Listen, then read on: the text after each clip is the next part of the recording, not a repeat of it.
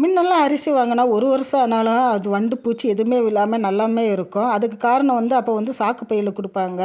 100 kilo மூட்டை தான் இருக்கும். அது ஈட்டுத்தன்மை அதிகம். அப்போல்லாம் நம்ம ஃபேன் எல்லாம் போட்டுட்டு ரூம்லலாம் அதுக்குன்னு தனியாக ஒரு ரூம் இருக்கும். அதில் தான் அதோட அரிசிலாம் வைப்பாங்க.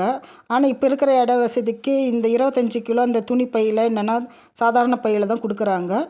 நம்ம ரூமில் ஃபேனெல்லாம் எப்பயுமே ஓடிட்டு இருக்கிறதுனால அதனால தான் இந்த மாதிரி வண்டு பூச்சிலாம் விழுவுது. இப்போ பாருங்கள், இது 1 மாதம் கூட இன்னும் ஆகலை.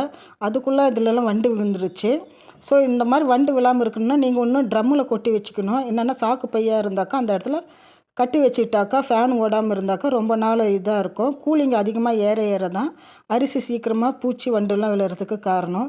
ஸோ நீங்களும் இதே மாதிரி இந்த மாதிரி பண்ணாமல் தனியாக அதுக்குன்னு ஒரு ட்ரம்மு வாங்கி நீங்கள் யூஸ் பண்ணிங்கன்னா வண்டு பூச்சிலாம் விழாது. இந்த தடவை நான் மாற்றி போடலை.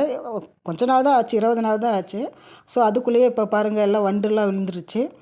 ஸோ எப்பயுமே காற்று இல்லாமல் இடத்துல நம்ம அரிசி வச்சு பாதுகாப்பாக வச்சாக்கா ரொம்ப நாளைக்கு நல்லாயிருக்கும். நீங்களும் ட்ரை பண்ணி பாருங்கள் ஃப்ரெண்ட்ஸ்.